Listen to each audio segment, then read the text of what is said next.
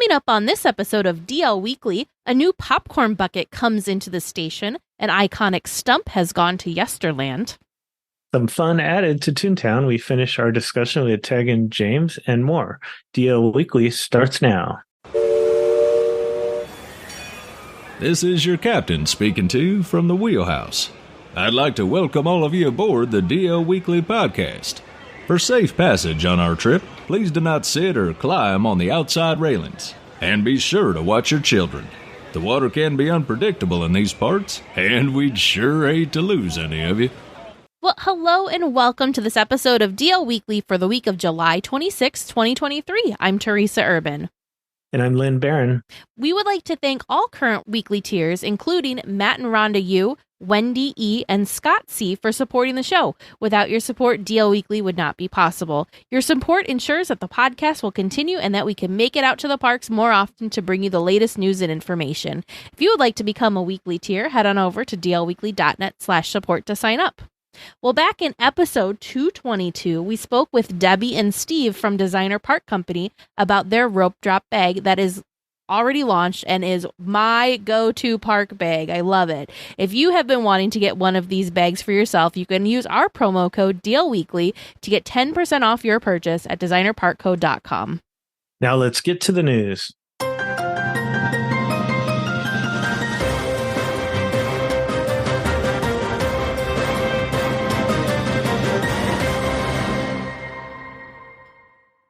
A new Disney Junior and Friends Playdate event is coming to the resort. This fun-filled celebration will kick off on August 18th at DCA. Events include a Playdate party parade, a special stage show, Alice's Wonderground Bakery unbirthday party, and photo ops.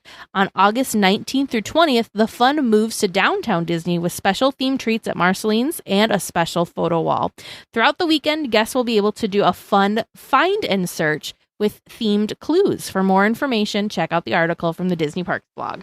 Did you see this? It seems like quite the event for really one day in the parks and just basically a long weekend. It's 3 days total, 1 day in the park, 2 days at downtown Disney. But there's a lot going on for this thing. There is. Have you ever been in there?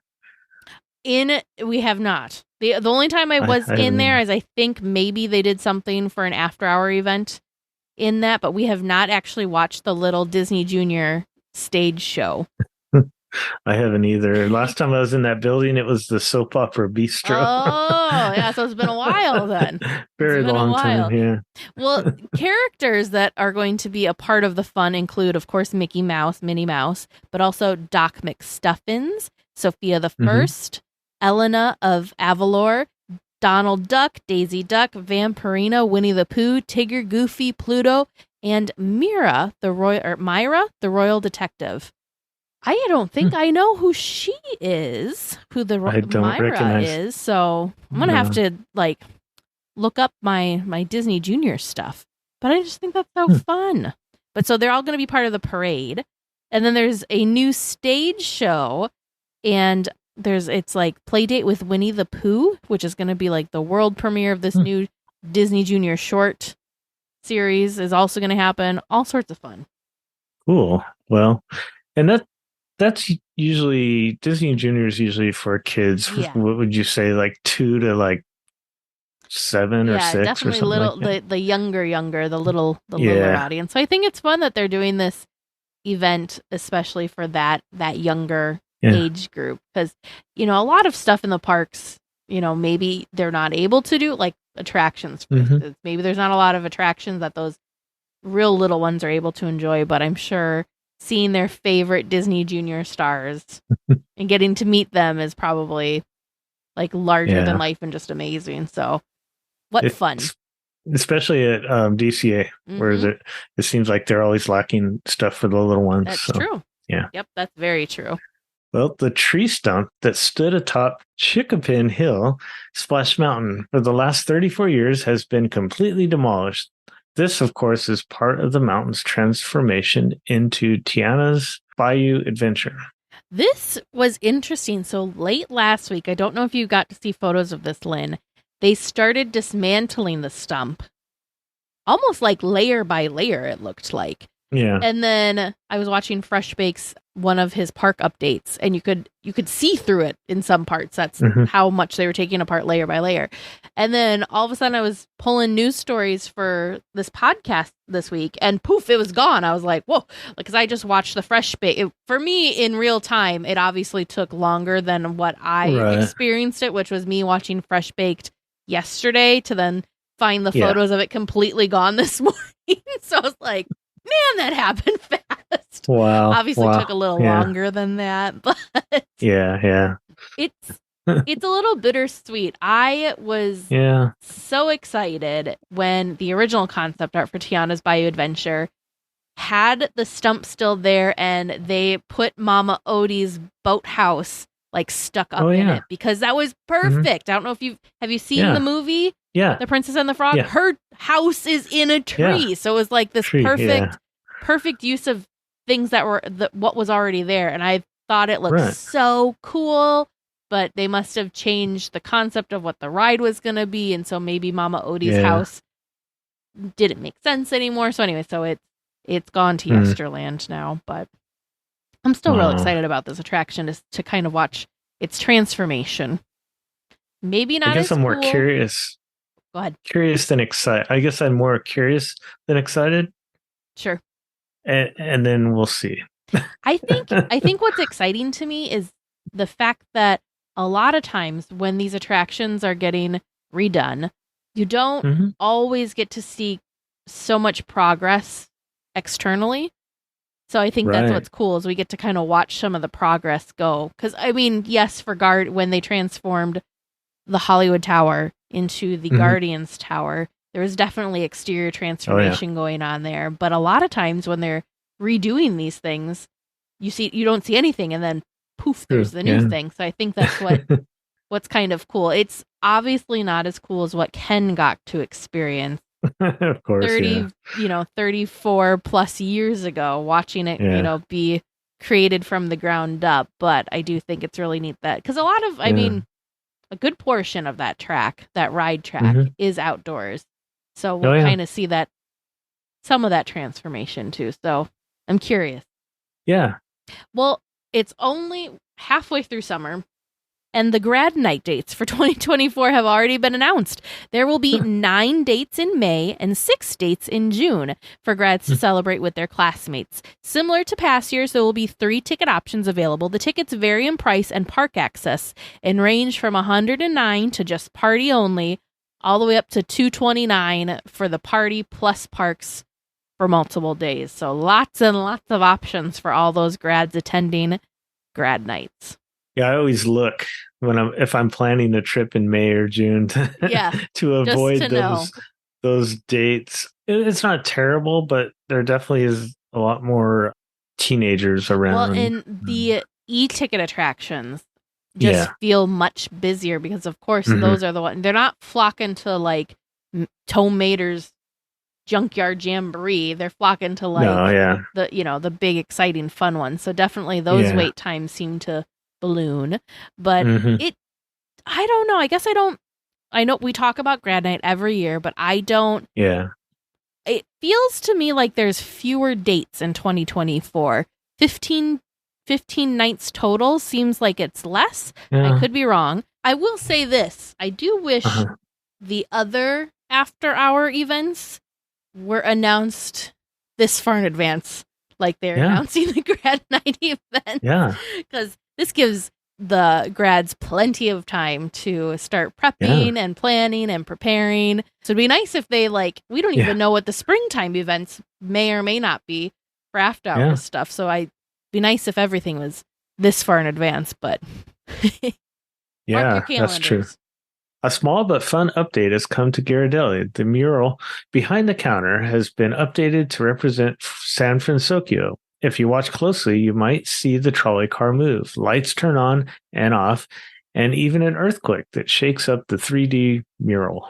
I have a confession. I did not know that this mural had existed before. I do not frequent Ghirardelli. In fact, I couldn't even tell you the last time I was inside of Ghirardelli. We just, for some reason, it's not a place that we stop at. I think because there's so many amazing options, it's sometimes hard to choose. Yeah. from what I can tell, the mural was originally San Francisco. And so if you didn't pay super close attention, it looks like it was done really, really well to transform it into San Francisco. So I think it's a fun little extra touch that they did to kind of keep that in theme and in universe. Yeah. And now because of this, I need to go in and take a look at it because it sounds really, really cool. You do. Their shakes and ice cream were so good. I know what you're saying though. Like there's seasonal or temporary items. Yeah, there's so many different like desserts and sweets and treats that it's just hard to choose. So they're very good though. Sadly often forget about Ghirardelli or Ghirardelli. But yeah, honestly, this is gonna be a little crazy. The last time I was in there may have been when the tortilla factory still existed next door. Oh, wow. Because wasn't it Ghirardelli and then the tortilla factory? Yeah, before that, yeah. Yeah, so like that way back at that transition may have been the last time I was in there. For more than 10 years? Yeah, it's been a while. It's been a really long while. Because it used to be the tortilla factory and, of course, the bakery or the bread factory. Right. And then Ghirardelli moved in, and that's probably the last time. Well, the bread's always been there. Wasn't that across the way?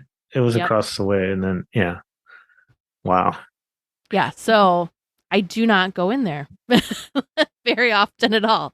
So they used to give out free candy. It's just like a little, piece like a little square chocolate. Yep. Yeah. Yep. Mm-hmm. I do remember that, but man, it's been years since I've been in there. So I'm going to try to make it a point next time I'm there to stop into Ghirardelli. Some fun new friends and features were added to the Toontown fountain. A frog, fish, and turtle can be seen enjoying the cool blue waters. Guests are also in for a treat. Interactive lily pads can be found in the fountain now as well. When you press down on them, the water bubbles and shoots up and out of them. I'm 100%. This is another thing I'm doing next time I'm here. This just sounds fun. It looks cool. Yeah, the animals definitely look like they belong in Toontown. They do not look out of place whatsoever. And there's supposed to be, I think, more interactive elements coming or that were planned for this fountain. So I'm hoping that they're coming. The other thing too that I've been waiting is the fountain was supposed to have like a nighttime mode. So there was supposed to be like kind of like a little mini like light show and stuff. They do light it up at night, but I wouldn't say it's a little show. So I'm curious to see what other things happen. Yeah. Well, I'm glad they're still adding things. So that's cool. The other thing they're working on currently too is the splash pad over by Donald's boat.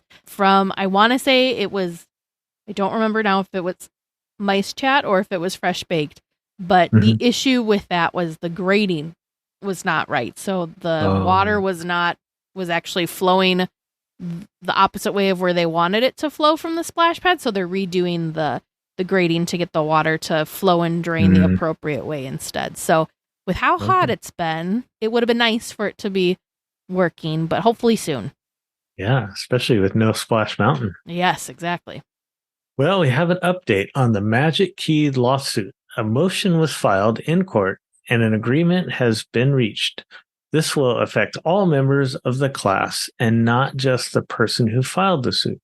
Details will be announced by August 31st. So we have an update, but it's not a very detailed update. But I'm going to be honest, this lawsuit feels like it started a really, really long time ago. So long ago that I kind of had forgotten about it because we hadn't heard about it for quite some time. So good to see that some sort of agreement has been made. Both parties, I think, are kind of going to go figure out what exactly that looks like.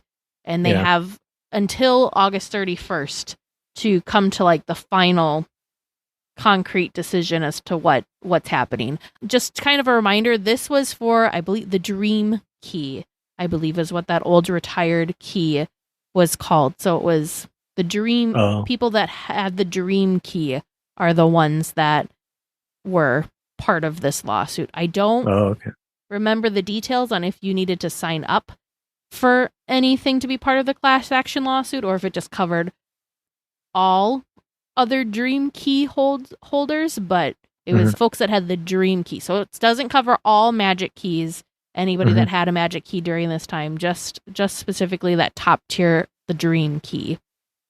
Oh, so that was the one that, because the way it was worded, it said, I don't remember the exact wording, but basically no blackout dates. Right, right.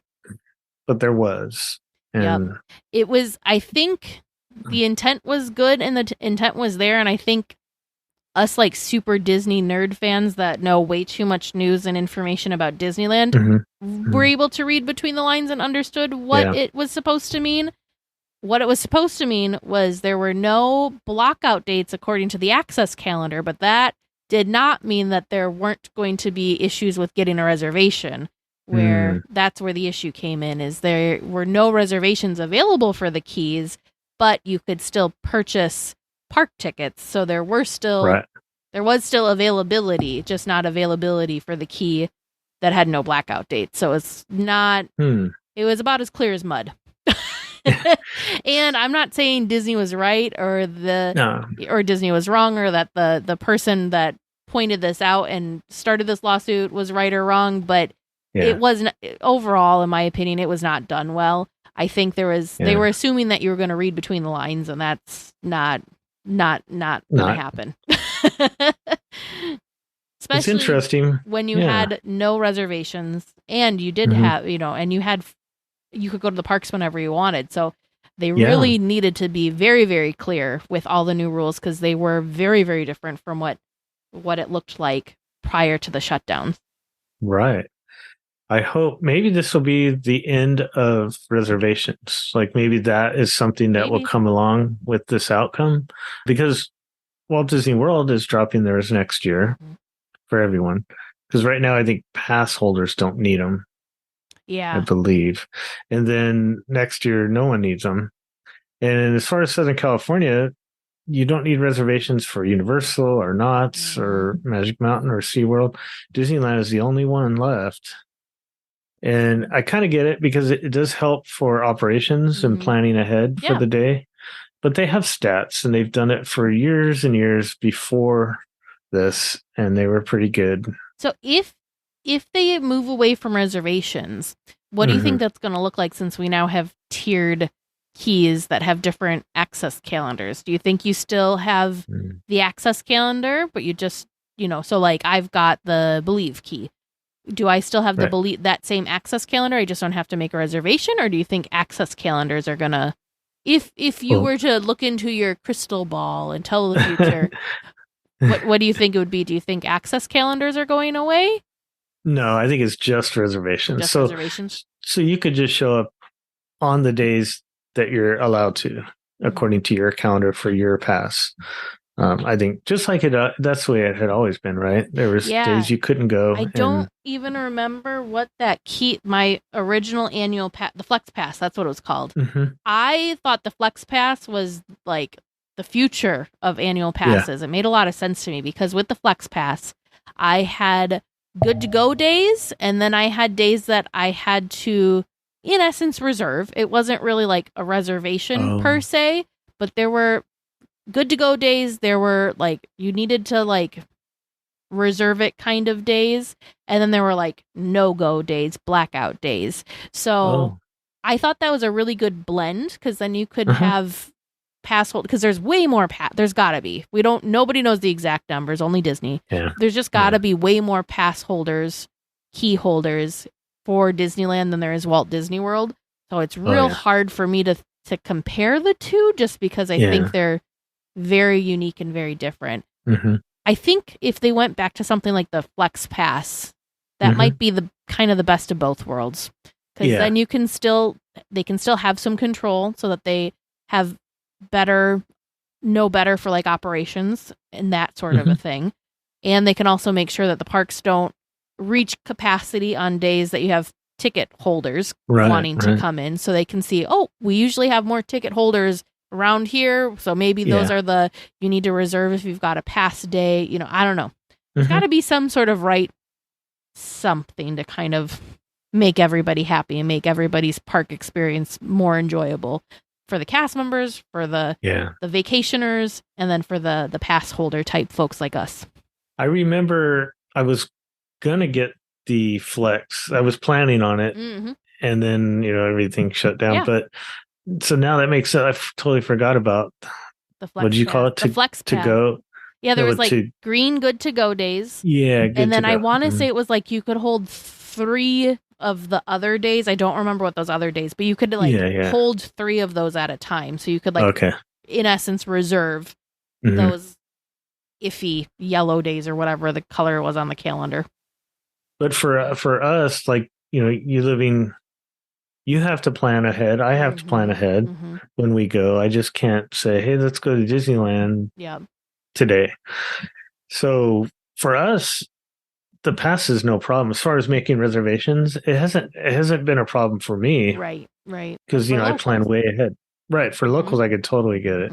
So, and that'd be the nice kind of like happy medium with like a Flex Pass, as you still would have green good to go days, but then you could still always be holding 3 of those iffy days, whatever they call it. Again, I don't remember what it was that they called those days, but I think that might, who knows? We'll have to see. This was just Teresa and Lynn's corner of us looking into our crystal balls and trying to solve the world's Disney Pass problems. So let us know maybe what you think or what you're hoping to see. I am so embarrassed, but I'm going to let everybody. I was so excited when I saw this video. It was just so cool. Of course, link is in the show notes if you haven't seen this for yourself already. But Disney showed off the newest popcorn bucket that will be arriving this week. It's a Disneyland train featuring Mickey Mouse as the conductor. The design may be more fun than functional, but it has wheels that turn and even a removal. You remove the smokestack and it becomes a train whistle. The new popcorn bucket will be pulling into popcorn carts starting July 26th. I'm saying it's more fun than functional because they also show, where the popcorn's supposed to fit in this thing. You are not fit. Like maybe you can fit the base of a box of popcorn in it, and it's like a popcorn box holder, but it is not. You're not fitting an entire box of popcorn in this thing. It is so cute. That's what I was going to ask you. Where does the popcorn go? It goes basically like in the little, like where the conductor sits to drive the train, that little tiny part, that little section of the train. It does look really, really neat. This is going to sell out like, oh yeah. Boom. Starting July 26th. So, wow. Starting July 26th. It's so cute. I mean, with the wheels, like the little, I don't even know what those things are called on the side, but it's chugging along. It's just so cute. And the fact that somebody had the thought process to make the smokestack removable for it to be a train whistle, it's cute. It's super cute. And the strap. Well, I like the design of the strap of it too. But this is a Disney 100 popcorn bucket. Oh, okay. They've got to know that something like this will sell out. So hopefully they have plenty to go around. I hope so. I'm just sitting here rewatching the video. The little light on the front of the train also turns on. Oh, no. It's so good. Well done, Disney. How much is this? They don't say. I'm trying to think what like the Elliot popcorn bucket was. Oh, yeah. I think he was around like $30. So honestly, for how detailed some of these are, it's not terrible. Some of the other ones are not nearly as interactive and toy-like as others, but I want to say maybe around like $25, $30, somewhere in there. I could see this going for $35 or $40 and people would still pay it. Yeah. Super cute. DL Weekly announces the boarding of the Trivia Express, non-stop star speeder service to the moon of Endor. All passengers, please prepare for immediate boarding.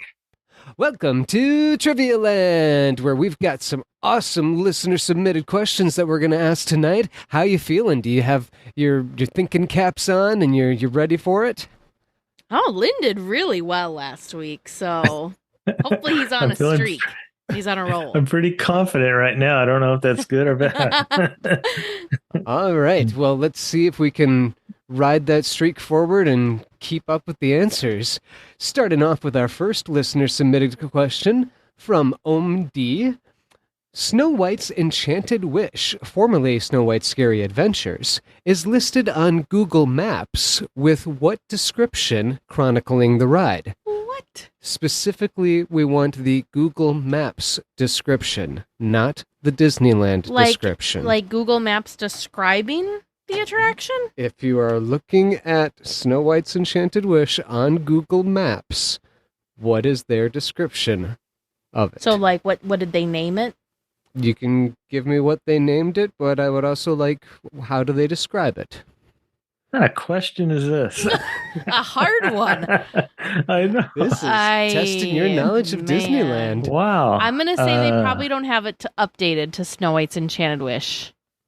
I'm going to say that they probably still have it as the Snow White Scary Adventures. And how does Google describe the ride? I don't know. I guess I don't know if I've ever knew that Google Maps described attractions. Storytelling Princess Dark Ride? I don't know. That's my guess. Storytelling Princess Dark Ride. Storytelling Princess. And I'm keeping it as scary. Snow White Scary Adventures. And I guess I'll say, I don't know. Slow moving. Yeah. And charming. Oh, very good. Yeah. What do you think the name is, Lynn? Do you think it's still Scary Adventures, or do you think it's something else, or? I don't know. Probably Scary Adventures. Okay. Because, when Google went through, was it like 5 years ago or 8 years ago or something? They went through and did that walkthrough and took all the photos. And I'm wondering if they're kind of going off of that. I don't know. That could be. Starting with a stumper, but that's okay. We can only go up from here, right? Yeah. So we have the Scary Adventures and the Slow Moving and Charming, or the Storytelling Princess Dark Ride. Yeah. Final answers. Final. All right. That's as we're going to get. All righty. Your second question from listener Tara F. Going back to the Coca-Cola corner, what is the only bottle on display with a metallic finish?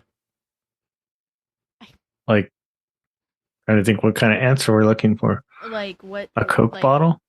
That's not wrong, Lynn. I'm sure that's not wrong. So of the Coke bottles that are on display is there one that's the 50th anniversary for a 50th anniversary for Disneyland? No. Oh. What do you mean no? Oh. There's not a commemorative 50th anniversary bottle? Not of Disneyland. Okay, of Coke. I will neither confirm nor deny. I'll say there's a 50th anniversary of Coke. All right. I'll jump on that also. I don't know. All right. So I saw Vern's little wink there. Yeah. We're getting hit. He feels bad for us, Lynn. It's never good when he does that, because that means we're doomed. Well, I don't even know if I really have paid attention to those too much. You know what's in there. bad? I know they're there, but yeah. Vern and I stood there and looked at them for quite some time during our last trip in May, and I still can't commit to memory what's in that window. It's a very cool window, so I highly recommend you go look at it. There's a lot of things in there that you wouldn't necessarily think would be in Disney Park, so it's very cool. On the inside or the outside? Outside, so it's right underneath where the half red, half white bulb is, like that that front doorway there. Okay, cool. Yeah, it's a really interesting, just kind of mini museum of Coca-Cola Americana, and you can just kind of stand there and check it all out. And there's Tara F has sent in a significant number of questions that I've been spending several episodes working my way through, and I find them all fascinating. And last time we were there, I had to stop and check them all out with my own eyes. Yeah, those are good. Yeah. So, your third regular round question from Kavehi S. June 14th, 1959 was a big day for Disneyland. Which 3 attractions opened on this day? I got this. I know it too. So we Easy. had the monorail, Yes. the subs, Subs. and the Matterhorn. Matterhorn. Mm-hmm. All right. That was Monorail, Submarine Voyage, and Matterhorn. Is that your final answer? Mhm. Final answer. Yes. All righty. And your 4th and final regular round question, submitted by listeners Jeffrey and Carter R. Name the 13 scenes on Soarin' Over California. Bonus points for location and correct order. Oh, no. Didn't you have this before? We may I feel like you have. guys did. There's Yeah. a golf scene. I know that. Oh, the California one. Yep, the California one. Oh, okay. Let's go backwards because I know it better backwards. You know it better. Okay, so Disneyland. Yes. And then downtown LA. Ooh, downtown. And then I think, is it Malibu? I have no idea. I think it's Malibu. I just remember the golf ball. No, I And think the okay. orange So it's groves. yeah. So Malibu. Mhm. I don't know if in order it gets a little weird in the middle here, but there's the horseback. Well, they're on horse like in the desert. So where would that be? I don't know. Is it like It's where the jets fly over. So I'm guessing it's in the what is that desert? Mojave Desert. Mojave? Mm-hmm. Then you said the orange groves, which I believe is in not Napa. Is it Napa? Napa Valley. Orange groves and golf balls. That's all I got. Golf ball is Palm Springs. And there's a river. Remember there in the river? Oh yeah, that's right. They're like rafting. Yeah. rafting. That's not Yosemite. That's Maybe Sierra yeah, something. one of the definitely Northern California. Do they go through like the cedar forest, like the forest in Northern California at all? Oh, I don't know. I don't think so. There was like an ocean. San Diego. There's an ocean, That's- like a beach. Yeah, I think that was the Malibu one. The Malibu. Okay. I couldn't even tell you what it starts with. I'm terrible. I remember the smells better than I remember the actual like. Visuals. How many do we have? Let's see. 1, 2, 3, 4, 5, 6, 7, 8. And we need 5 5 more. more. Okay.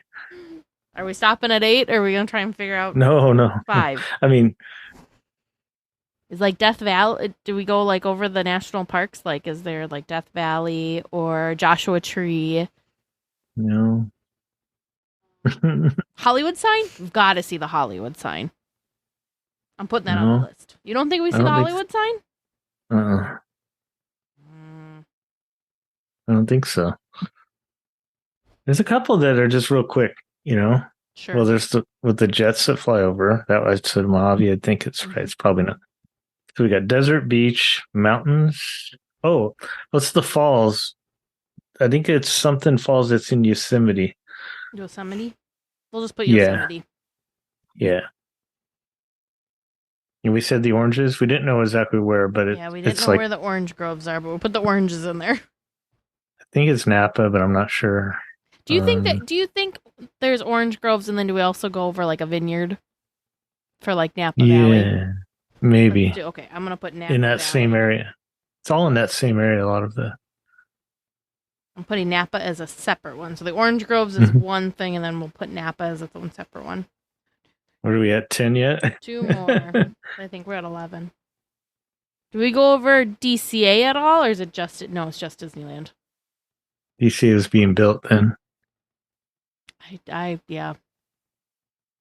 Something in the San Francisco area. Oh, the Golden Gate Bridge. Golden Gate Right? Bridge. No? Yep. Is that right? Gotta be. Yeah. Golden Gate Bridge. Does it Maybe. go like? Does it have the Family Museum, the Walt Disney Family Museum, in it at all? No. I don't think that was open yet.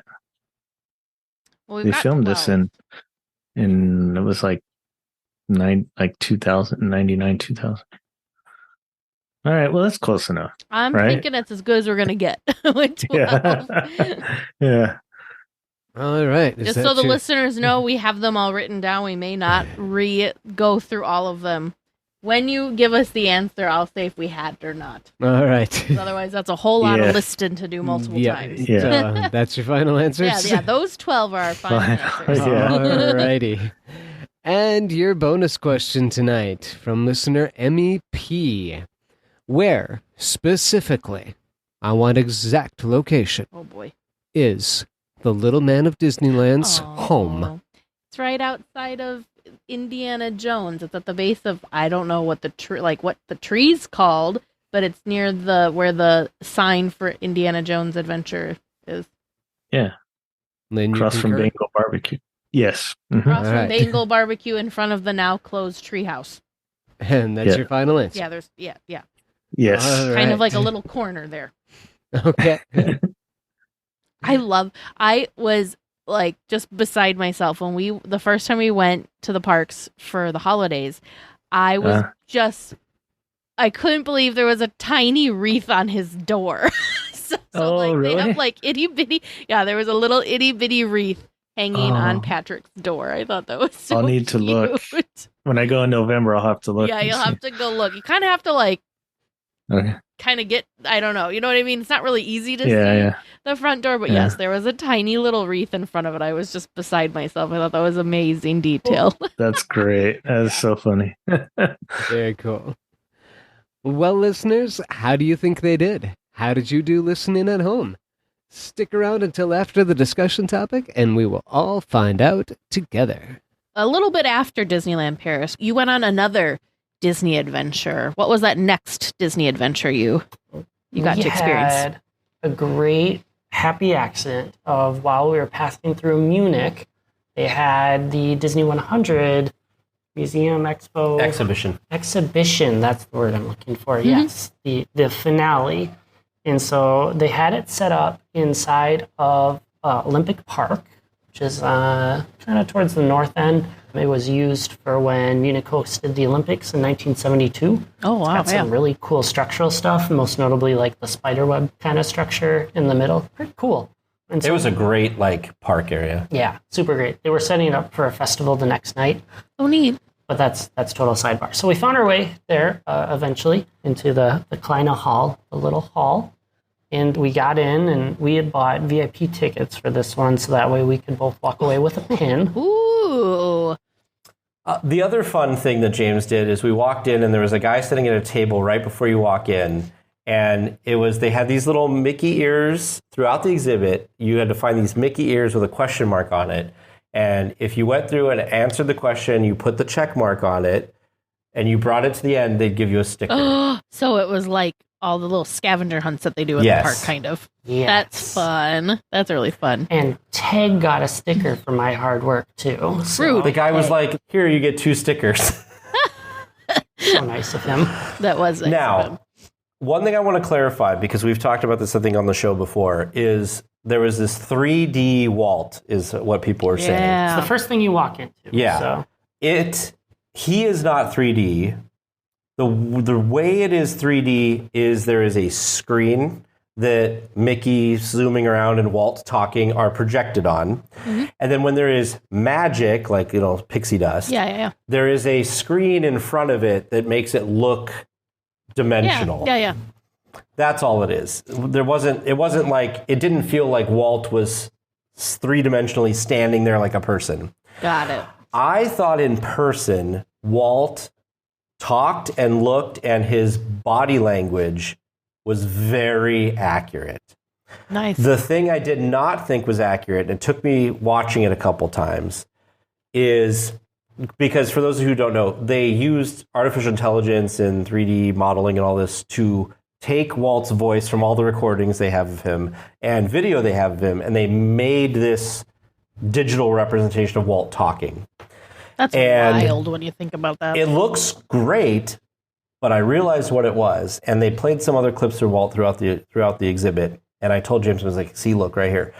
He smiles too much with his teeth in the digital version, because I was like, wow, there's just something kind of off by how his like face is moving. And I realized that's what it was, because he didn't really smile with his teeth very often. So that's what was going on there.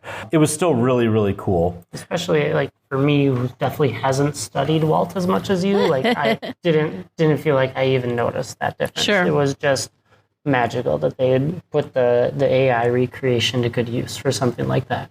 So why don't you talk about the beginning part that you probably thought was cooler than... Yeah, so it was super neat because it started with the history of how Walt got his start in animation. So with Oswald the Lucky Rabbit and the Alice comedies before that one, which like that was my first time actually like seeing an Alice comedy thing come to life. And so that was pretty neat to see the little screen of that and what it was. And then to just kind of get another glimpse into the history that I'd either forgotten or not really heard about of how Oswald was taken from him, and then he created Mickey and told his brother everything's going to be okay, and the rest is history and things are more than okay. The Oswald history is very interesting. It is. Which makes sense why Oswald is so big now. Yep, why he's so important. Mm-hmm. One of the things that I found myself, I took photos every time I saw one of these, is we were very lucky, first of all, that the exhibition was in German and English, so I was worried that everything was going to be in German, and I was just going to have to like look at the pretty pictures. Yeah, my elementary level of German was not going to translate everything well. Or like, what is it, Google Translate, where you can like hold it up? Yep. Sitting there with your phone the whole time trying to, But one of the things that I took a lot of pictures of is a lot of stuff that Walt talks about, and some of the quotes that he was quoted and talking about are really inspirational, and I found myself like getting kind of, not emotional, it's not really weird, but like I felt like inspired, but in kind of like a melancholy way. So like this is one quote that I took a picture of that I thought was just really inspirational and kind of like something to kind of like think about and kind of aspire to be. He said, "Somehow I can't believe there are many heights that can't be scaled by a man who knows the secret of making dreams come true. This special secret, it seems to me, can be summarized in the 4 C's. Their curiosity, confidence, courage, and constancy. With the greatest of these is confidence. When you believe a thing, believe it all over, implicitly and unquestioningly." And I was like, that's really cool. Yeah. With this exhibit, you shared some photos in our Discord chat, and some of the things were familiar, things that we had seen at other archives displays. I think probably most of the stuff it looked like we had seen at the 2019 D23 Expo, and then also the Behind the Archives exhibit that was at Bowers. So, first of all, that was wild to me that those things traveled all the way to Germany. So some of those familiar things. But talk about kind of what other things were there. So it started with kind of the story of Waltz, and then it kind of moved into what was the next kind of phase? Well, they had some original like storyboards and stuff from Oswald. Really? They had some original drawings and frames from Steamboat Willie. They had a reproduction of the original, but like it was taken from original. They had, so most people know that for Snow White, they would film an actress moving. Yep. Well, they had the top that the actress wore. Oh, yeah. There. Cool. And you could tell like it's old. Yeah. Yeah, I think they did the same thing for Sleeping Beauty. They had an actress that was dressed as Aurora, and they would have her like twirl to see how how does the fabric move and all that stuff. I think that was a really, really ingenious way to figure out how to animate those types of things to make it very realistic. I came across a drawing on the wall that was Alice and the White Rabbit, and I said to James, I said, "This looks like Mary Blair," and then I read the thing, and it said Alice in Wonderland, 1951, artist Mary Blair. You called it. She had a lot to do with a lot of style. She did a lot of stylizations for some of those animated films. We're more used to her with park stuff, but yeah, she also did film stuff too. They had the horse that Bert rode in Mary Poppins. That was a thing that I was shocked traveled all the way to Munich, because I think we saw that at one of the exhibits. What was really amazing about this specific exhibit was they had a lot of these kind of things behind glass, but it was really close to the glass, so you could really get up close to it. Like I felt like I was, 4 or 5 inches from the horse, and I could like see the cracks in the paint, and it was really cool. Interesting. Yeah, so it was neat as they just kind of went through a lot of what feel like kind of marquee stories, or at least things they were able to grab props from, either from the older ones like that, or like there was a Winnie the Pooh spot where they had one of the Pooh dolls from the Christopher Robin movie. Do they have Beauty and the Beast? Yeah, because they had the Cogsworth and Lumiere. Yeah, they had the props from the live action one as well. Mm-hmm. And so it was just kind of neat to, go through some of those marquee props. It was a simple little setup to kind of navigate as you went through until they started talking more in depth about like animation. Did you know, Teresa, you probably knew this, did you know that Mark Davis designed Cruella de Vil? I know he designed... I don't know if I knew like Maleficent was him. I know that he did some of the villainesses. I didn't know that Mark Davis did it. In the little blurb next to some of the drawings of Cruella, it said that he was known for animating beautiful characters like Tinkerbell, Alice, Cinderella, Princess Aurora, and Maleficent. But he admitted that Cruella was his favorite performance. I mean, she is pretty. She's pretty fun. Wasn't it his last one before moving to Imagineering? Then? It was also the last one that he did before moving to Imagineering. Yeah. I'm not going to show you this, Teresa, because I'm going to put this for our Discord chat trivia, but they had a section that was color schemes of characters, and you had to guess the character, and you'd flip it around to see if you got it right. So I took a picture of all the colors, and then I took a picture of all the things flipped. So look for that in the Discord. I'm gonna try to do this. It was challenging. Fun. We probably only got about a third of them. Yeah, it was more challenging. Sounds like it could be challenging. That sounds kind of like bounding almost, but like just color swatches. Here's what the colors look like. Man. Yeah, they had some cool things I didn't expect to see. Like they had an Olaf that was used in the Frozen Live at the Hyperion. It was the Olaf character. So what was cool was that you could see up close like the areas where they had like the strings attached, and you could see like where his mouth would move. And it was just cool to be that close to be able to like kind of see him. Mm-hmm. They had like a water themed area. Do you want to talk about that cool screen? Oh, yeah. So like the Nautilus, when we talked about Disneyland Paris, they had a spot where it was like an iris that would close and it would reopen, and then it would have a different like underwater scene from a Disney classic or a Disney, well, actually some current ones too, because I think we saw Finding Nemo, Little Mermaid, Knobs and Broomstick, and there was like a little handle that you could pull to... It was like a slot machine. To the next one. And it would like close the iris and then reopen. It'd be a different set of characters. That's fun. They had these interactive things. Yeah, and in that room they had 2 treasure chests that if you solved a little puzzle, it would light up and you get to see another prop as well. So they did really nice, kind of blending in some interactive stuff beyond just like the nice interactive tables that they have. They had some really neat, like really dumb things to get excited about that I thought was super cool, like just from a technical standpoint. So there was a lot of areas where they had interviews with like Imagineers or artists or animators, and instead of like picking up a set of headphones and putting them on, they had this, it was a magnet, and you'd pull it off the wall, and it was connected like a payphone chain thing, and you'd put it up to your ear to listen, but to put it back, it would just like magnetize back to the wall. It was a magnetic speaker. It was great. It was super cool.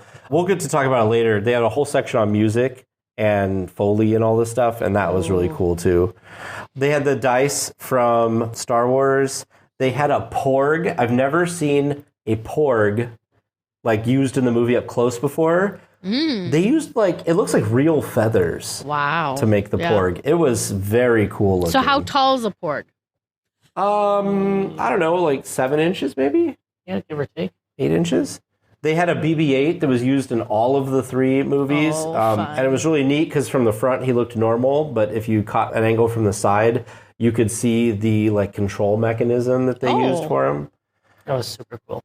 Yeah. And then I thought this was one of the best things was they had this music section. You want to talk about the music section? The music section was huge, actually, which was really nice.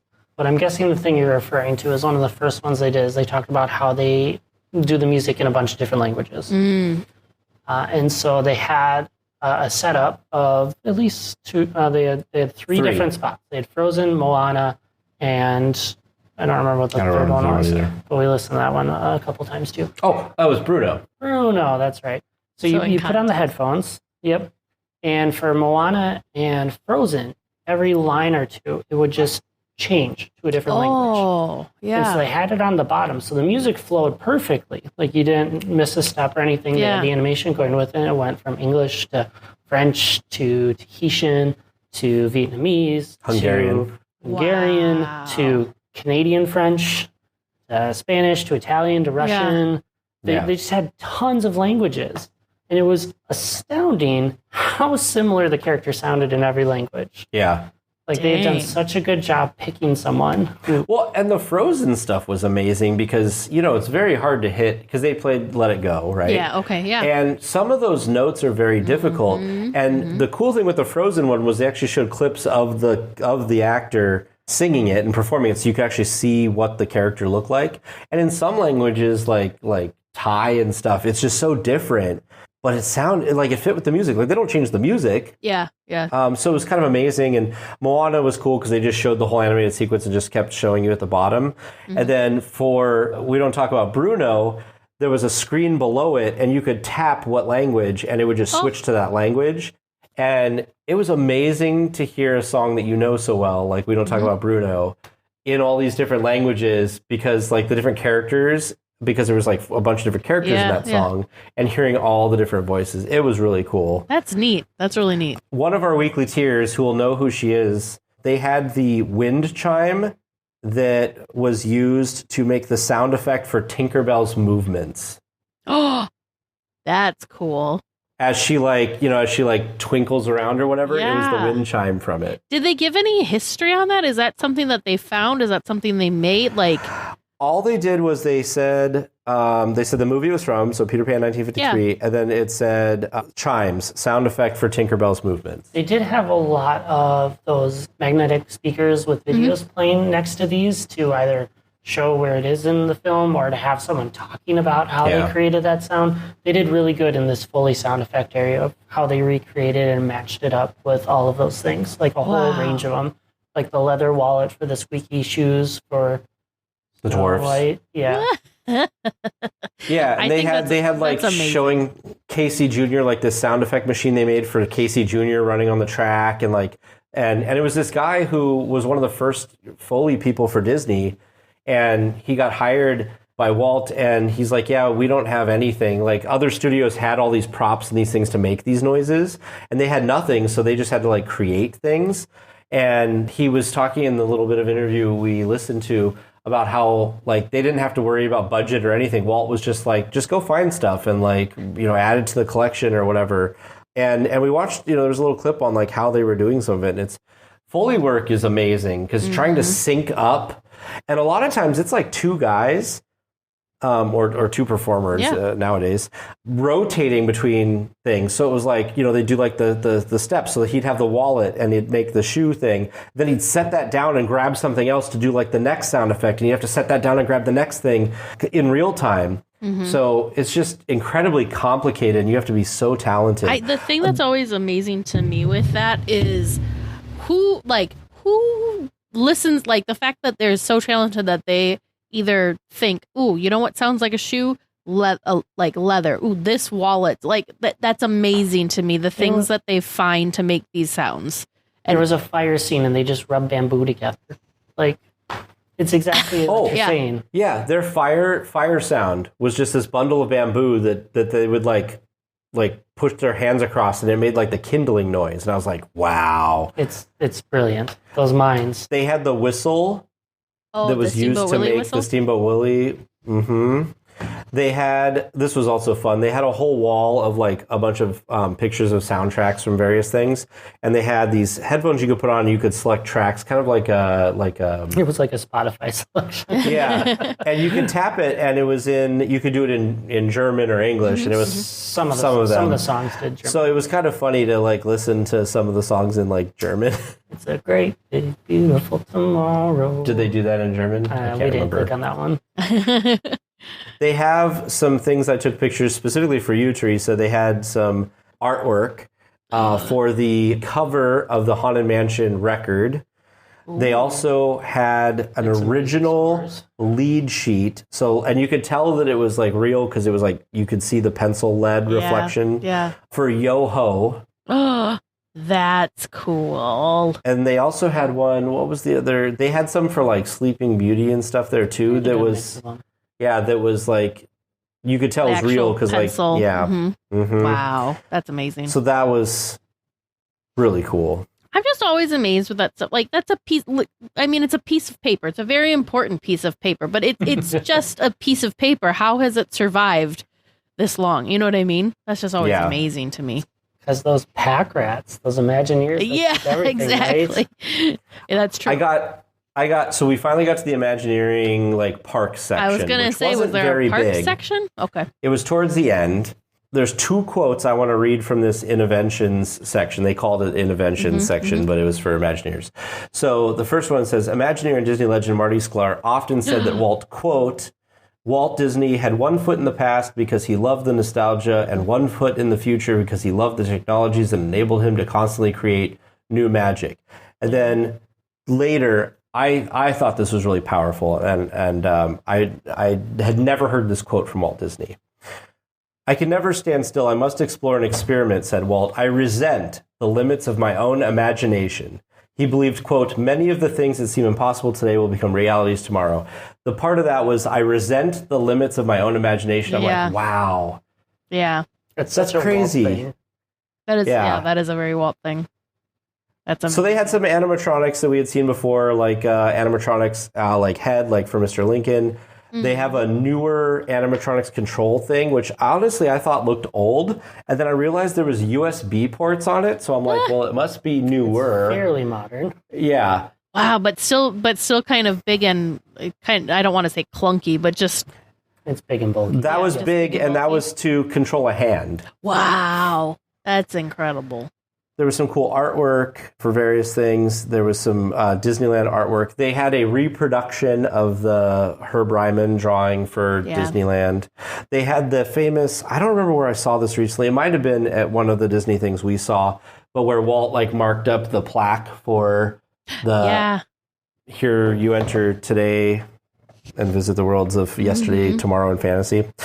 And things like that are even just reproductions. They've done such a nice job to make it look authentic that it's like it's totally fun. Like you'll get the magic experience out of it that you want. Yeah, and so that finally led us to the actual park spot, which, like you mentioned, was pretty small. They had some stuff up on the wall. They had a big table that you could interact with to see all the lands and attractions of all the Disney parks. Oh, neat. Yes, that was cool. They had ride vehicles from Mr. Toad, and they had ride vehicles from old Peter Pan. So I told James that I was so excited to see this Peter Pan ride vehicle because when I was a kid, it's the weirdest thing for me to remember. I distinctly remember riding it, and the sail was made out of paper mache. Like it was that texture. Yeah. And since in my recent memory, it has not been that way. So they've obviously replaced the cars. This ride vehicle that they had in here had that, and I took a close-up picture of it because I wanted to forever remember that this happened, that this was, because I was starting to think I was crazy. You felt justified. You're like, yes, it does exist. Yes. There was another... I don't have a memory of that. I only have a memory of the smooth ones that we have currently. So yeah. I got a picture. At what point they would have that the change happened, but that's fun. I'm actually surprised at some point, that it wasn't like fabric. But I guess it doesn't always look like it's blowing if it's fabric. That's true. I also have to say that John Hench has a quote on one of the panels about the legacy of Disneyland, and it made me so happy reading this quote from him. Yeah. John Hench, Imagineer and Disney legend, called Disneyland, quote, our greatest achievement. Oh. And that Disneyland was the first and set the pattern for others to follow. Ultimately, we give them a place to play, something Walt believed adults needed as much as children. We give power to the guests' imagination to transcend their everyday routine. Yeah, that's very true. Without Disneyland, you wouldn't have ever had Disney World, Disneyland Paris, well, Euro Disney at that point. Shanghai, Hong Kong, and much Tokyo. more. Yep. It's really incredible. And I mean, really, would Universal Studios be what it is today if Disneyland didn't exist? You know what I mean? Right. Disneyland Theme changed parks. it all, right? Yeah, theme parks in general are forever changed because of Disneyland. Amazing. So did Yeah. you exit through the gift shop? There was a Of gift course shop. we did. I bought a Disney 100 exhibition Munich shirt, of course. Nice. There was a Disney 100 exhibition book, but it was only in German. So whenever it comes to our area, I have to go because I got to get the English version because it had a lot of photos and stuff from the exhibition. So that was really nice. The cashier kept on telling Tage he had to buy it because it's a great way for him to learn some German. I mean, that's true. You probably just would have looked at the photos, though. You've been like, I'll just read in between the lines and make up my own description of what it is I'm looking at. Well, and then here's the fun thing. So the next day, we went to Bavaria, a part of Germany, where Castle Neuschwanstein is, Yeah. which is what Sleeping Beauty Castle is modeled off of. And I'll tell you, seeing it in person, there are parts of this that are definitely Sleeping Beauty Castle, and breathtaking. You've been there before. Well, and it's like, it looks like it's off in the middle of like just this beautiful like forest. So just so you know, so Munich, we took how long? It was about 2 hours by train to get us to the town where we could take a 10-minute bus ride to get to the actual town that's home to Neuschwanstein Castle as well as Hohenzollern Castle. Oh, wow. Yeah. Which is just across the way. And then it's about, depending on how spry you're feeling, plan for about 40 minutes up a rather steep hill to actually get to the castle itself. So while you say it looks like it's in the middle of nowhere, kind of is. It is. Kind of is. Yeah, so when you get to the little town, the castle is still like up. Up and off in the distance. Yes. And I looked at James and I said, I don't know. I feel like we could probably so one of the comments I had been making, and somebody in Disneyland Paris actually agreed with me on this and thought it was funny, where was he from? Michigan or something, right? The guy we were talking to for the... I think so. Yeah. Oh, no, he was from Illinois. He was from Illinois. And he was talking about how everybody's taking all these photos and videos of the fireworks, and it's like, people... when are you ever going to watch this again on your phone or this video or YouTube has... Anyway, so I was telling James, because I was worried about walking up this thing in the heat. It was very hot as well. And I looked at James and I said, they probably have videos and everything on YouTube that I could just watch. You're like, but you're right there. You may as well just go. We did. Photos aren't allowed inside the castle. That's true. Yeah, so there are no have YouTube limitations. videos. Which is why I bought... They had a souvenir book that does have pictures of the inside that I bought at the gift shop at the end of the tour. So now, is it okay to take pictures of the picture? No, I'm just kidding. I plan on sharing some of those with the chat. But talk about the castle. Yeah, so the castle itself is rather incomplete. So the Really? castle is home. Yeah. So it's home to Crazy King Ludwig.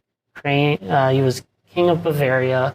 I mean, he only lived in the castle for about half a year.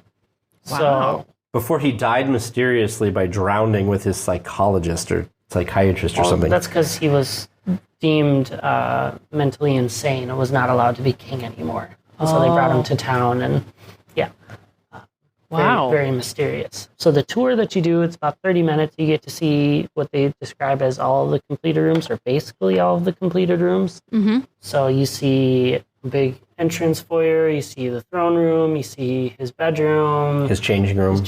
his dining room, a few other rooms along the way, including the Singers' Hall, which was really cool. The neat thing about the Singers' Hall was behind the stage, there was a really nice mural painted that ended up either being completely the inspiration or partially the inspiration, according to our tour guide, for Bambi. Oh. Yeah, and so it was painted by a theater artist from Munich, but they hired to do it. You see it and you're like, yeah, I can see where Bambi came from, because you have the nice kind of forest look. There's a deer in the background. Yeah. It's pretty spot on. Ludwig never got to enjoy a singer in that setting, unfortunately for him. But it was a grand space, incredible acoustics, and there was just a ton of really nice art throughout the whole castle experience. That's wild. So somebody was only in this castle for 6 months, and they never completed it, but it still stands, and it's a tourist destination today. I wonder. Yeah. Do you think Do you think if it didn't have the Disney connection, it would still? Oh yeah, Yeah. it's a Bavarian.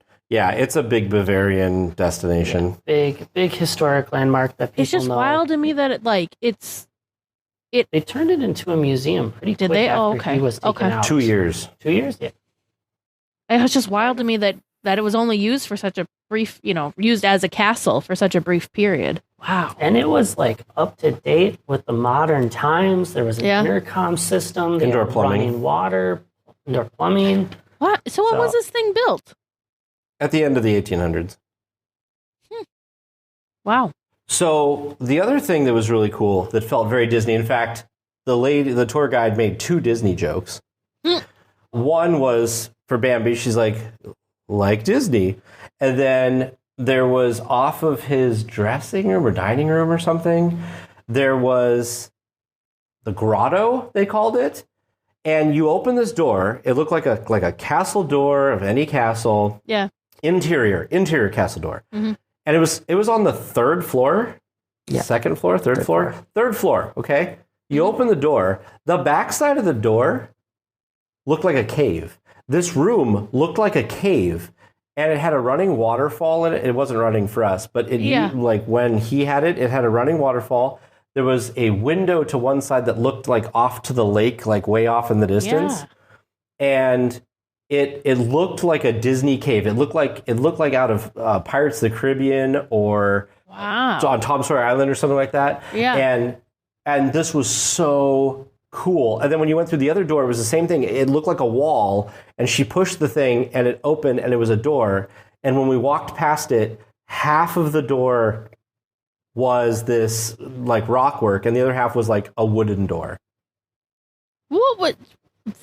Did they say what the purpose of this room was? That's He just so loved unique. stuff like that. Yeah. So here's part of it. So it wasn't like it was, I don't know, like a bat. Wow. That's creepy. Not a bat Yeah, it looks cave, like you're like just- in the like underground in a cave. See, here's the view from that cave. Beautiful. Yeah. Yeah. So I was like, what? And I didn't, You're a king building your castle. You can do whatever you want. It's totally one of the surprises of the tour of like you're leaving like his changing room, and it's like, and guess what? You're in a cave. Yes.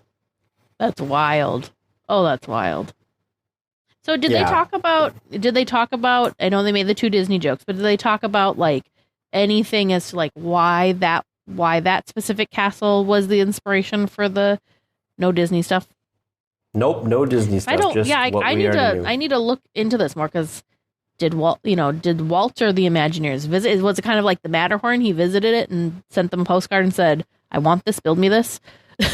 That feels pretty spot on. I mean, he's near the Matterhorn at this point, if that's the trip. So that's It's a very beautiful area.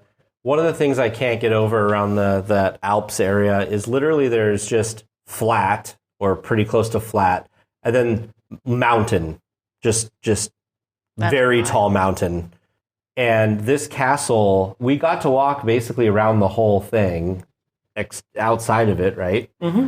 And it takes up like the whole top of the mountain it's built on, like this little, and then we walked over, there's a bridge, for those of people who have seen Soarin' Over the World, it goes past Neuschwanstein, then there's that little bridge. We walked over to that little bridge. Terrifying, by the way, because it looks terrifying. The planks that go across it move a little bit when you step on them. There's steel like under it, or iron or something under it, but you've got a safety there's a little net. buffer. Well, if you're like Tage and don't do heights well, you're gonna have a rough time on it. Yeah, but it's totally worth it for the view you get from there. 100%. That was the best view of the castle. I know. I think you shared a photo from that angle. Yeah, yes, gorgeous. Basically, what you didn't see was my terror. Basically, if you've ever seen a photograph of this castle, that's probably the angle. Yep, absolutely. Because it's just, and that's why I just think of it as being in the middle of nowhere, because it just looks like it's popping out of a sea of trees. It does. Beautiful. Absolute magic. So are you glad that you made the climb and didn't just watch it on YouTube? It was totally 100% worth it. I told James that when we got up there, I said, it's totally worth it. Yeah, totally you're like, worth okay, it. I'm glad we did this. Very cool. Funny, of course, tangential thing real quick. We took a different way down than we did up, because up, it's paved, but like you have to go all the way up to the castle. And we were on the bridge. We went to the bridge after we did the tour of the castle. And so there was this other walkway that apparently was supposed to be faster, which it was. But it was steep, and it was just dirt. Or not dirt, but like rock. Yeah. And there was a guy and his wife. So it was a guy and the baby, like in a stroller. And then it was like his wife or girlfriend and like this little dog. And he just booked it down that hill with the baby carriage. Yeah, eventually I think he gave up on trying to slow the stroller down and just accepted that he was going to have to move a little quicker. He was just, gravity was doing its thing. And the lady gave up with the dog too. She picked the dog up and eventually made it to the bottom too. Man. But if any weekly tiers are in Germany and they have the opportunity to go to Castle Neuschwanstein, I highly recommend it. There's another castle like literally across the town. It's much lower, a little easier to get to. Was completed, I think. It was like only a 30-minute walk from the top of the castle, maybe. Yeah. Also looks like a cool. We didn't go to it, but it looked cool. We ran out of time. But it apparently has great views, and there's like a huge lake right behind it that's going to lead us up to a really nice view. Yeah. So, yeah. You need reservations like to get a tour or whatever of the castle. Get it early. Don't do like us. We got our entry time was at 5:50. They stop. They like close the castle grounds at 6. The tour is a half an hour long, so you get the tour, which is totally fine. But then like they kind of start a lot of things kind of close down. Yeah. And the buses get a little limited, and if you're grabbing trains, it's going to be a late night. Yeah. So we didn't get back till really late last night back to Munich because of all of that. So try to go earlier during the day. You'll have better luck with transit. You'll have better luck getting up there. We kind of had to rush around a little bit at the end, but it still was totally worth it. Yep. Same thing with Disneyland Paris. If you're in Paris and you're able to go to Disneyland Paris, it's a little bit cheaper than Disneyland, not by much. 2 days is a good for amount tickets, to do that. Yeah, for ticket pricing. Yeah. Staying on property definitely has a cost. Yes. Yeah. We looked at the prices there, and they're definitely like the premium pricing. So it's like staying on property at Disneyland. Yeah. And then finally, they do have magic early hours, though. That's true. They are allowed to get in early. Of course, so are annual pass holders, but apparently that's going away. They're just changing their system. Just saw that they're updating their annual Got it. pass thing starting August 1st. But they had their own private entrance and everything. Like, you didn't have to wait with, like, the common people. And finally, the Disney 100 exhibit, also really worth it. I don't remember how much we paid for tickets. It wasn't much. I want to say it was only like $10. Well, we got the VIP access. Yeah, I was going to say, so VIP access got you the pin. Was there any other perks to being VIP? If it would have been a busier day, we had a VIP, like, red carpet entrance thing. Ooh. But, like, we had a 10 a.m. entrance, and it opened at 10 a.m., so... Oh, sure. That's Which the best felt time to really go to good, those things. Yeah, it wasn't busy. It was easy for us to kind of slow down and enjoy whatever we want. Nice. Very nice. The other thing that's wild that like people, myself, need to kind of keep in mind is you saw the display in Munich. It's also currently in Philadelphia. So there's three, because there's another one. London, I think, is where it's also at currently. I think it's going to London after Munich. Going to London next. So there's at least two. There's at least two. So and they'll have to change some of the signage because it doesn't make sense for them to bring the German signs to London. Well, yes. But like, so even though you just experienced the exhibit in Munich, you can still experience the exhibit back home, back in the US here. I don't know if they have listed where it's going and when and all that. I haven't seen any of that. They just announced London like 2 days ago. Yeah. And then somebody, I don't know, I thought somebody said something about where it was going next in the US, but I haven't seen anything official. But me either. My guess is if it comes anywhere near us, it might be Chicago, which of course will go. But the thing that's wild to me is it's like you'll be experiencing it almost brand new again because it's it's a different exhibit. Probably similarities, but I found my invoice here. It was $34.90 in euros per person for the VIP ticket. That's a little off. Yeah. For VIP, I feel like that's so we spent just under $60 or just under $70, 70 euros for both of us. with For tax and all that VIP crap. too, yeah. Wow. Mhm. Yep. Not And I think bad. it was worth it. We both really enjoyed it. Oh yeah, it was really. It sounds. It took us, sounds 2 pretty hours? cool. Yeah, we were there for 2 hours. Yeah. I think. Wow. I think we maybe could have slowed it down to 3 if we really read everything and stopped at everything. Really soaked it all in. Yeah, exactly. or if it would have been more crowded, but it was a good 2 hours. Awesome. Well, thank you both so much for taking some time out of your whirlwind, busy adventure schedule. I just can't, I'm still just like in shock that you guys are doing this because it's such a wild and crazy trip that you guys get to go on, and it's so exciting. I want And to the fact that you got to weave in some Disney magic as well as some Hogwarts magic. Yep.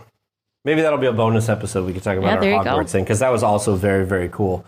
One thing I want to say is this trip is 7 weeks, and right before we got to Germany, which wasn't quite the halfway point, I was starting to get like tired. And luckily when we got to Max in Germany, like we were able to have some days where we kind of like got up Some a little down days. later. We kind of got to like chill out or have a little bit longer travel days and stuff.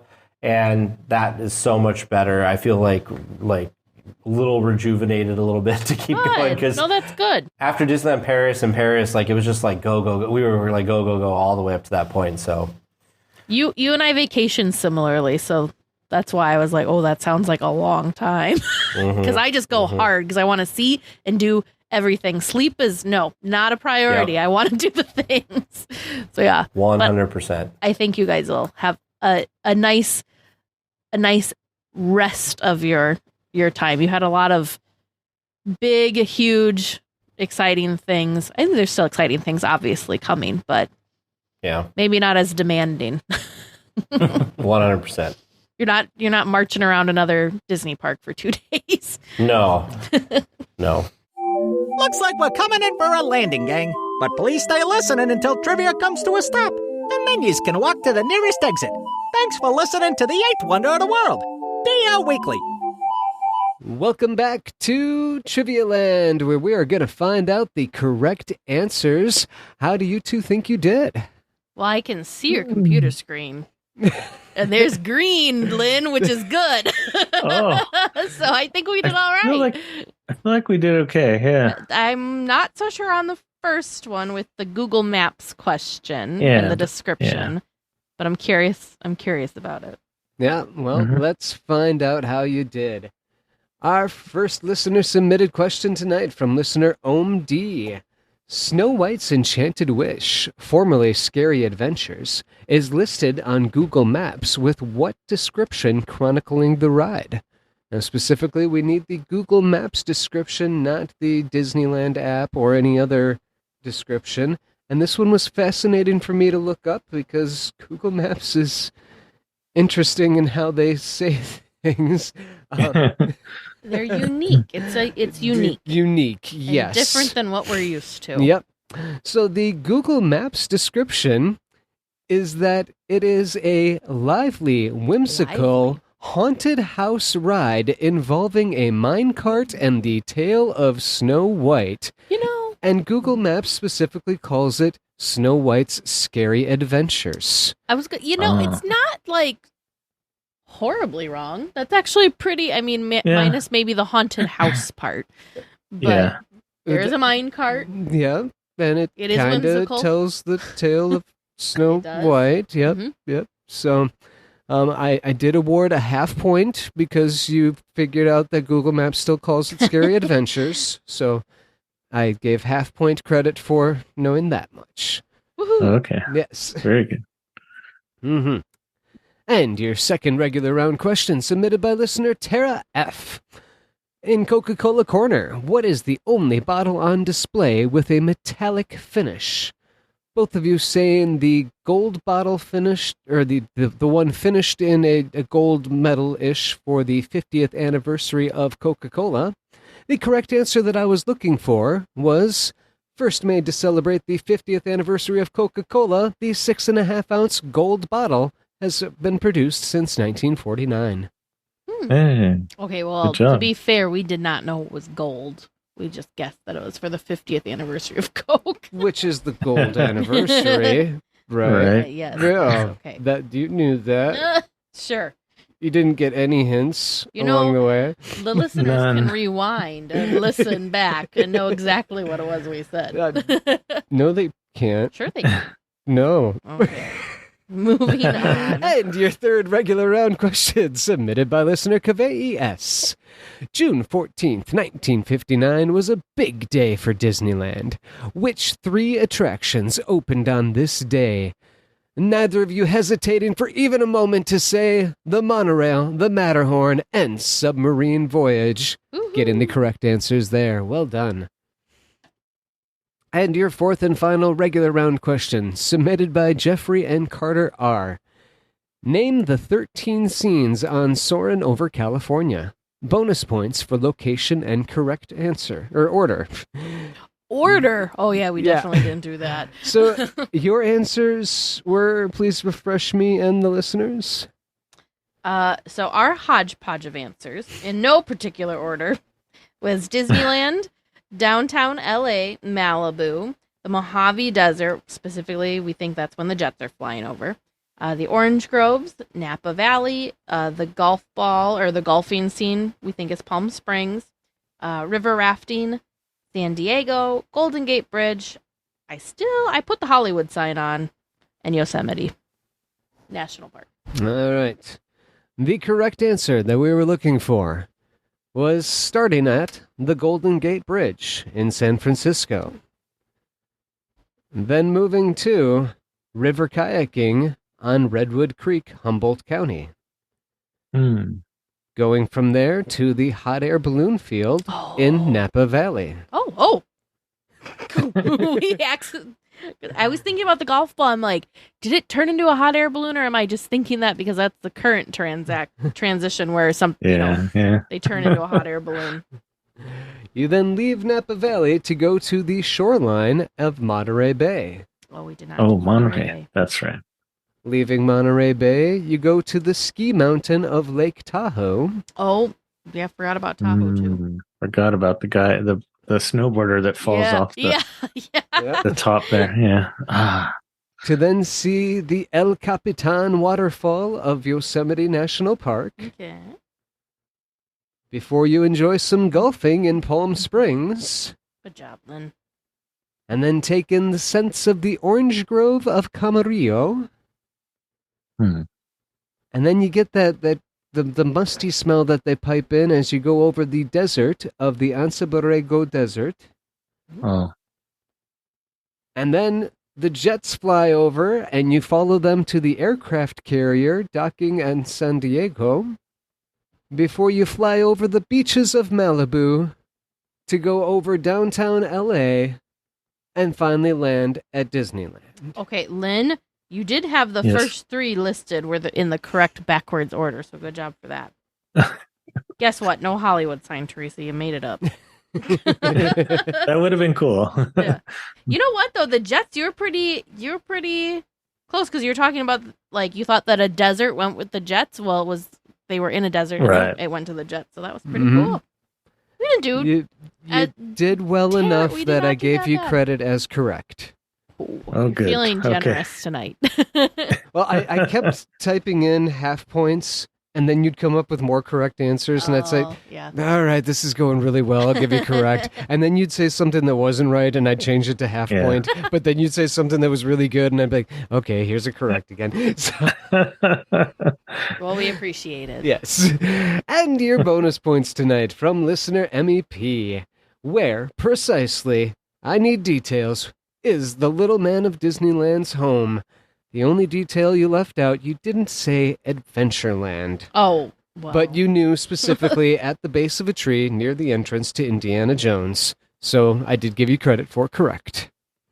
Woohoo. Right. Well, we also didn't say in California. That's true. Oh, okay. Yeah, I mean, we could have Anaheim. really gotten it down to Anaheim, California, 1313 Disney Drive.